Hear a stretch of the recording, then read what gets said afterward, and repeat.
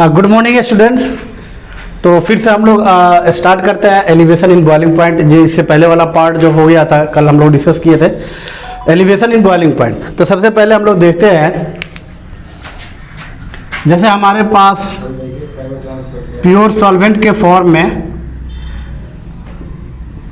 Water है, इसका boiling point जो आपका है TB नॉट जो है ना आपका 100 डिग्री सेल्सियस है।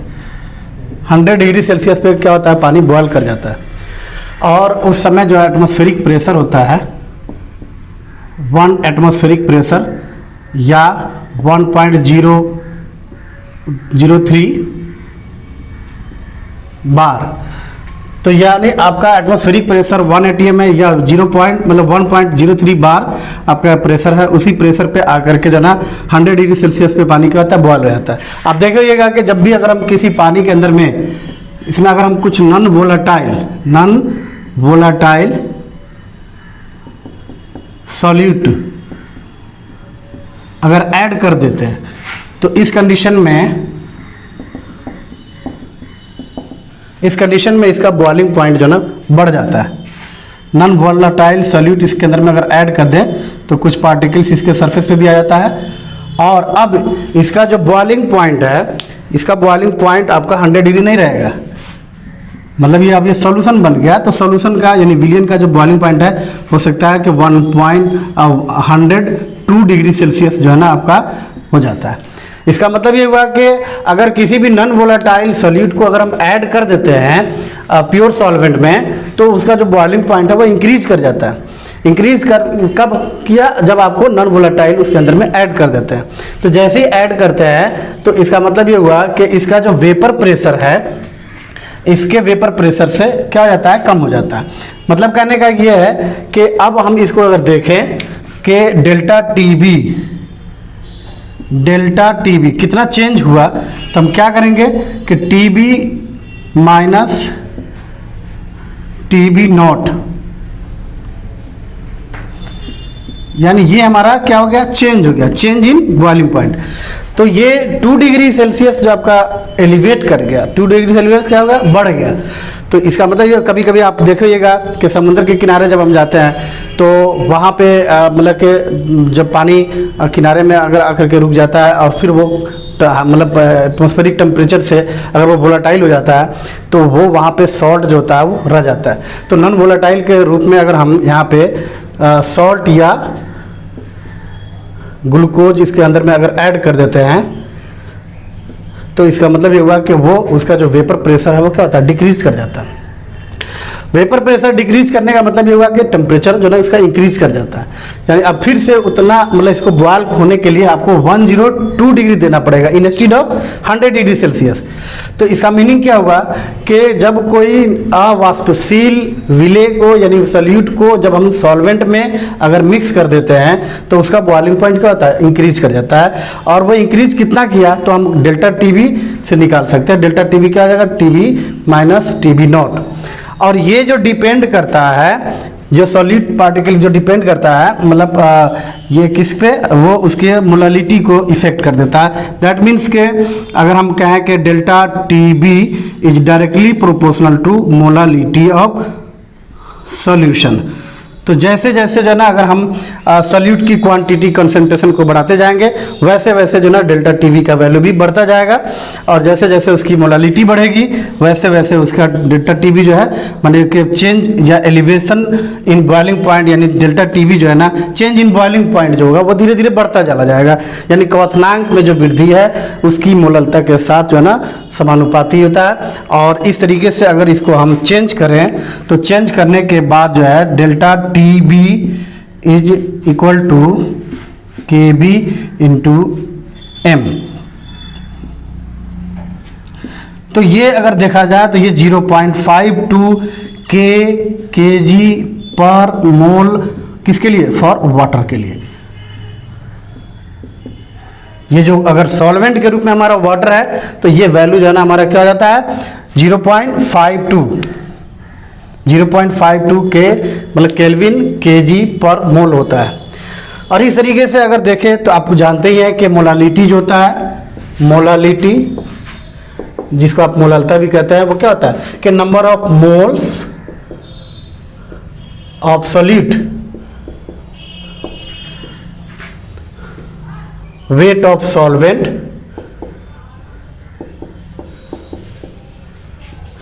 पर केजी।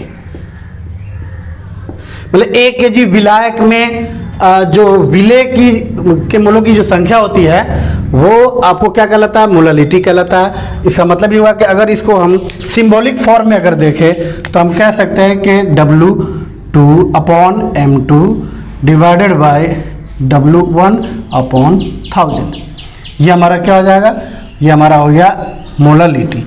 ये वैल्यू को उठा करके अगर इस फॉर्मूले के अंदर में अगर हम डाल दें तो क्या हो जाएगा कि delta TB is equal to KB into W2 upon M2 divided by W1 upon 1000।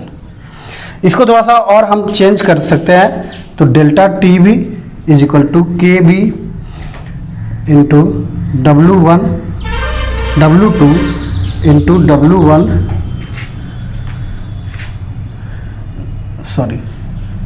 1000 upon W1 into M2। ये हमारा एक्सप्रेशन मिलता है। तो ओवरऑल मिला करके अगर हम देखें तो यहाँ पे हमें जो फाइंड आउट करना होगा क्वेश्चन में वो ज़्यादातर जो ना M2 निकालने की बात आएगी, यानी आपको मोलर मास ऑफ सॉल्यूट निकालने की बात आएगी। और दूसरी चीज़ ये है कि कभी कभी जो है ना आपको सॉल्यूशन का जो बॉइलिंग पॉइंट है वो भी निकालने के लिए आएगा। जब उसकी बात आएगी तो फिर ये डेल्टा TB की जगह पे क्या लगाना है अभी हमको, TB माइनस TB0। यानी आप कह सकते हैं इसी चीज़ को हम अगर देखें तो कह सकते हैं कि डेल्टा TB की जगह पे हम क्या कर सकते हैं, TB minus TB0 is equal to KB into W2 into 1000 divided by W1 into M2। So finally जो ना इसमें हम लोगों को क्या पता लगाना होगा, बहुत सारा चीज़ दिया हुआ रहेगा। इसके अंदर में आपको केवी का वैल्यू भी दिया हुआ रहेगा, आपको W2 भी दिया हुआ रहेगा और W1 का भी वैल्यू दिया हुआ रहेगा। तो हमको लोगों को ज़्यादातर केस में क्या निकालना है कि सॉल्यूशन का जो मतलब के जो बॉइलिंग पॉइंट है वो निकालना है, या कभी आपको पूछ दिया तो फिर आपको जो है ना मोलर मास निकालना है, किसका, सॉल्यूट का। तो इस तरीके से जो ना हमारे पास ये एक्सप्रेशन आ जाता है। अगर इसको हम ग्राफिकल रिप्रेजेंटेशन से देखें तो इस चीज़ को हम थोड़ा सा चेंज कर सकते हैं, मतलब तो आप इसको स्क्रीनशॉट ले लीजिए, फिर हम लोग ग्राफ पे इसको डिस्कस कर लेते हैं। अब इस elevation boiling point that means के क्वथनांक इनोनायन को अगर हम इसे ग्राफ से रिप्रेजेंट करें तो किस तरीके से करेंगे, तो सबसे पहले आप लोग इस ग्राफ को समझने की कोशिश कीजिएगा। ये हमारा वेपर प्रेशर है, वाष्प दाब, और ये इस एक्स एक्सिस पे टेम्परेचर को लेकर के चलेंगे और वाई एक्सिस पे वेपर प्रेशर। सपोज कीजिए कि यहाँ पे ये हमारा 1.013 बार या 1 ATM। ये ATM मशीन नहीं है, समझ के चलना है, ये एटमॉस्फेरिक प्रेशर है यानी वायुमंडलीय दाब। इसका मतलब ये हुआ कि अगर हम देखें कि यहाँ पे अगर कोई सॉल्वेंट है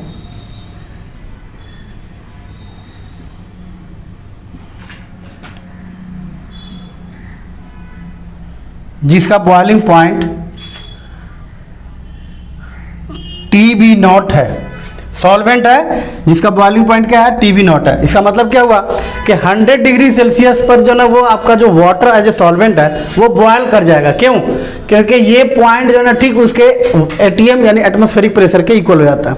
आपको पता है कि किसी भी द्रव का जो क्वथनांक या बॉइलिंग पॉइंट होता है वो एटमॉस्फेरिक प्रेशर के इक्वल जब तक उसका वेपर प्रेशर नहीं होगा तब तक उसका बॉइलिंग पॉइंट को हम कंसीडर नहीं कर सकते।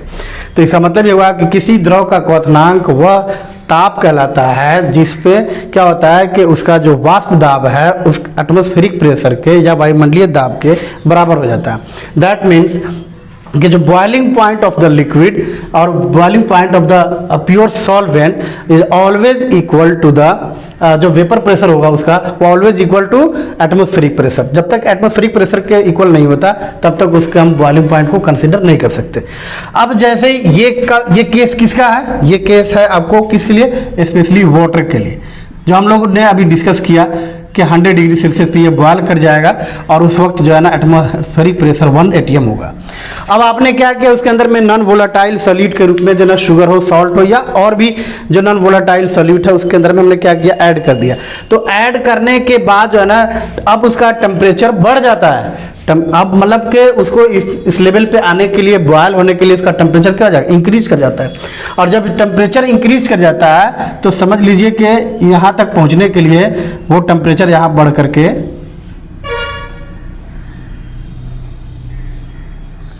यानी ये आपका हो गया सॉल्यूशन का बॉइलिंग पॉइंट TB0।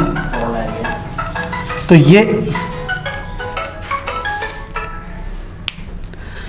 ये सॉल्वेंट के लिए हो गया। ये किसके लिए हो गया, ये आपका सॉल्यूशन के लिए। तो सॉल्यूशन का जो बॉइलिंग पॉइंट हो गया आपको क्या हो गया, TB। ठीक है, इसका मतलब ये हुआ कि ये टेम्परेचर इधर से क्या हो रहा है, बढ़ रहा है।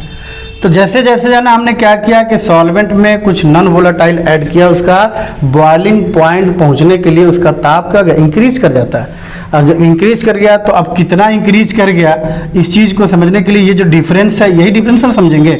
इसी चीज़ को आप क्या कहते हैं, डेल्टा TB कहते हैं। क्या कहते हैं इसको, डेल्टा TB। तो इसका मीनिंग क्या हुआ कि डेल्टा TB इजिकल टू हो गया कि वो फाइनली जो है ना, फाइनल जो बॉइलिंग पॉइंट है किसका, सॉल्यूशन का, जिसे आप क्या कहते हैं TB। तो उसमें से हमको माइनस करना पड़ेगा ना जी, किसको, सॉल्वेंट के बॉइलिंग पॉइंट को, यानी सॉल्वेंट के बॉइलिंग पॉइंट को, यानी इनिशियल जो आपका जो विलायक है उसके बॉइलिंग पॉइंट को माइनस करना पड़ेगा। ये हमारा निकल जाता है डेल्टा TB। तो यही चीज़ है, इसमें कुछ भी नहीं है, बस इतना ध्यान रखना है कि जब भी कोई नॉन वोलाटाइल सॉल्यूट को अगर हम प्योर सॉल्वेंट में अगर ऐड करेंगे तो उसका बॉइलिंग पॉइंट क्या होता है, इंक्रीज कर जाता है। अब आप ये मान करके चलिए कि प्योर वाटर को आप 100 डिग्री सेल्सियस पे बॉयल कर देते हैं, तो अगर उसमें एक मुट्ठी अगर हम नमक मिला दें तो जाहिर सी बात है कि उसका बॉइलिंग पॉइंट अब 100 डिग्री सेल्सियस नहीं रहेगा, वो बढ़ जाएगा। वो 101 डिग्री सेल्सियस हो जाए, 102 डिग्री हो जाए, 103 डिग्री हो जाए, वो डिपेंड करता है कि आपने उसकी अमाउंट यानी सॉल्ट या शुगर का अमाउंट कितना ऐड किया। यानी वो जो नॉन वोलाटाइल सॉल्यूट को ऐड किया है उसकी मात्रा यानी उसकी कॉन्सेंट्रेशन डिटरमाइंड करेगा कि उसका बॉइलिंग पॉइंट कितना तक जाएगा। लेकिन ये भी ध्यान रखना है कि 3-4 डिग्री सेल्सियस से ज़्यादा एलिवेट नहीं करता है, ये ध्यान रखना है इस बात का। और क्या कहते हैं कि वो टेम्परेचर जो एलिवेट किया यानी जो उन्नयन हुआ, मतलब बढ़ जाना, यानी ताप उसका जो होता है बढ़ जाता है, बॉइलिंग पॉइंट उसका बढ़ जाता है। तो वो बढ़े हुए ताप को हम किससे रिप्रेजेंट करते हैं, डेल्टा TB से। कितना हो गया, तो क्या करेंगे हम, फाइनल जो है ना सॉल्यूशन का जो बॉइलिंग पॉइंट होगा उसमें से हम प्योर सॉल्वेंट का जो बॉइलिंग पॉइंट उसको माइनस कर लेंगे। अब ये डिपेंड किस पे करता है, ये डिपेंड करता है, आपको बार बार कह रहा हूं मैं कि डेल्टा TB जो है वो डिपेंड करता है मोलालिटी पे। मोलालिटी यानी मोलालता जिसको कहते हैं हिंदी में, तो मोलालिटी पे डिपेंड करता है। और ये इसका मतलब ये हुआ कि ये अमाउंट ऑफ सॉल्यूट पे डिपेंड कर रहा है। सो वही फॉर्मूला हमारे पास फिर से आ जाएगा कि delta TB is equal to KB into M। तो ये ध्यान रखना है, इस KB को मोलल एलिवेशन कांस्टेंट भी कहते हैं, मोलल एलिवेशन कांस्टेंट कहते हैं, या इसी को इबुलियोस्कोपिक कांस्टेंट भी कहते हैं, इबुलियोस्कोपिक कांस्टेंट भी कह सकते हैं, या इसको आप बॉइलिंग पॉइंट एलिवेशन कांस्टेंट भी कह सकते हैं। बॉइलिंग पॉइंट एलिवेशन कांस्टेंट के नाम से भी जाना जाता है।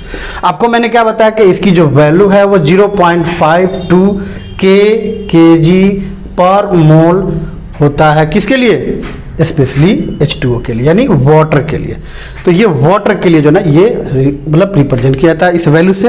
अब यहाँ पे जो फॉर्मूला आपने ड्राइव किया था फाइनली, तो यही था ना कि डेल्टा TB जो होगा वो हमेशा KB इंटू W2 इंटू 1000, और इससे पहले जो ना हमने बता दिया है मोलालिटी का कहाँ से ये आया है, और उसके बाद जो ना W1 इंटू M2। बस इसमें ये ध्यान रखना है कि कई बार आपको जो है ना ये क्वेश्चन में पूछा जाता है, या कई बार जो है ना आपको ये जो पूछा जाएगा आपको क्या सॉल्यूशन का जो बॉइलिंग पॉइंट है वो पूछा जाएगा। तो ये इसकी जगह पे आप ये रख लीजिए, कोई दिक्कत वाली बात नहीं है। So delta TB is equal to क्या होगा, TB minus TB naught is equal to KB into W2 into 1000 divided by W1 into M2। तो ये हमारे पास फाइनली एक्सप्रेशन मिलता है ये एलिवेशन इन बॉइलिंग पॉइंट का। चलिए इसको आप लोग स्क्रीनशॉट ले लीजिए, फिर हम लोग देखते हैं depression in freezing point. Now we have to discuss about the depression in freezing point. तो अगला जो हमारा टॉपिक है मतलब third part of the colligative property जो है हमारा क्या है, डिप्रेशन इन फ्रीजिंग पॉइंट। हिमांक में अवनमन मतलब डिप्रेस कर जाना। डिप्रेस करने का मतलब क्या होता है, कम हो जाना। तो जिस टेम्परेचर पे अगर वो कोई भी चीज़ फ्रीज कर रहा है उसमें अगर हम कोई नॉन वोलेटाइल सॉल्यूट को अगर ऐड कर देते हैं तो उसमें मतलब उसकी जो फ्रीजिंग पॉइंट है उसमें भी डिप्रेशन हो जाता है। अब वो डिप्रेशन किस तरीके से है, वो कमी कैसे आ गया, तो हम पहले इस ग्राफ को समझें। जैसे मान लीजिए कि हमारा जो है ये सॉल्वेंट है यानी प्योर सॉल्वेंट है यानी शुद्ध विलायक है, जिसका जो टेम्परेचर है मतलब कि जो फ्रीजिंग पॉइंट है वो हमारा क्या है, डेल्टा TF0। तो TF0 जो हमारे प्योर सॉल्वेंट के लिए वो फ्रीजिंग पॉइंट है। अब सपोज कीजिए कि आपने इस सॉल्वेंट में क्या किया, ऐड किया, इसमें क्या ऐड किया, non volatile solute. Non volatile solute को जब ऐड किया तो ऐड करने के बाद ये हमारे पास क्या बन गया, सॉल्यूशन। तो जैसे ही सॉल्यूशन बना लेते हैं तो उस सॉल्यूशन का जो फ्रीजिंग पॉइंट है वो और घट जाता है। दैट मीन्स के उसका जो हिमांक का जो ताप है वो हिमांक जो ताप है वो ताप जो है ना और घट जाता है, यानी आपको इधर बढ़ रहा था इधर को क्या कर रहा है, घटेगा। तो इससे ये पता चलता है कि ये जो आपका डिफरेंस है कितना घटा, इसी चीज को हम क्या कर सकते हैं, डेल्टा TF। जैसे अभी से पहले वाले केस में हम बताए कि डेल्टा TB था, लेकिन यहाँ पे आपको क्या याद रखना है, डेल्टा TF। तो डेल्टा TF का मतलब होता है कि हिमांक में अंतर जो आपका है वो डिफरेंसेज है। तो इसका मीनिंग क्या हुआ कि डेल्टा TF जो है वो क्या होगा, TF0, यानी चूंकि ये हिमांक का जो ताप है वो ज्यादा है, किसके लिए, सॉल्वेंट के लिए। तो सॉल्वेंट का जो ताप है वो ज्यादा है, तो इसका मतलब इसमें से हम क्या करेंगे, सॉल्यूशन के हिमांक को हम क्या करेंगे, यानी उसके जो फ्रीजिंग पॉइंट है उसको माइनस कर लेंगे। सो क्या हो गया, delta TF equal to TF0 minus TF। ये हमारा फ्रीजिंग पॉइंट किसका, प्योर सॉल्वेंट का, और ये फ्रीजिंग पॉइंट किसका बोलो, तो फिर ये हमारा हो जाएगा सॉल्यूशन का। ठीक है, तो ये सॉल्वेंट प्योर सॉल्वेंट का जो फ्रीजिंग पॉइंट है वो ज़्यादा है, और जैसे ही कुछ उसमें ऐड कर दिया अवाष्पशील या नॉन वोलेटाइल सॉल्यूट वगैरह तो उसका जो है ना घट जाता है। तो ये हिमांक उसका यानी फ्रीजिंग पॉइंट घट जाता है। तो हम क्या करते हैं उसमें से उसको माइनस कर लेते हैं, ये हमारा निकल जाता है डेल्टा TF। अब ध्यान रखना है कि डेल्टा TF जो है फिर ये आपको डिपेंड करता है किस पे, मोलालिटी पे, सॉल्यूशन की मोलालिटी पे। सो डेल्टा TF जो is directly proportional to M। इसका मतलब ये हुआ कि सॉल्यूशन की मोलालिटी यानी मोललता जो है ना, विलयन की मोललता अगर बढ़ते जाएगी तो डेल्टा TF का वैल्यू भी क्या होगा, बढ़ेगा, और उस सॉल्यूशन की मोलालिटी जो है घटेगी तो डेल्टा TF का वैल्यू भी क्या होगा, घटता चला जाएगा।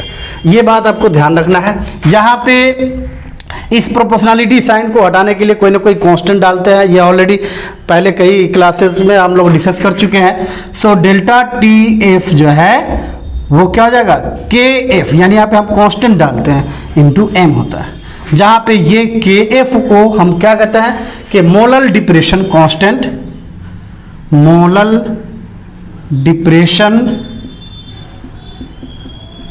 कांस्टेंट, या इसी को क्रायोस्कोपिक कांस्टेंट भी कहते हैं, क्रायोस्कोपिक कांस्टेंट के नाम से भी जानते हैं। या कई बार ऐसा जो होता है, इसी को हम क्या कहते हैं कि फ्रीजिंग पॉइंट डिप्रेशन कांस्टेंट भी कह सकते हैं आप, जो आपको अच्छा लगता है वही कहिए। फ्रीजिंग पॉइंट डिप्रेशन कांस्टेंट, क्या कहेंगे इसको? Freezing point depression constant. ठीक है, तो ये जो वैल्यू है मतलब कि ये जो आपका फार्मूला आपका तैयार हो जाता है। फिर वैसे ही तो मोलालिटी का फार्मूला आपको पहले भी पता है, तो मोलालिटी इक्वल टू क्या आता है कि मोल्स ऑफ सॉल्यूट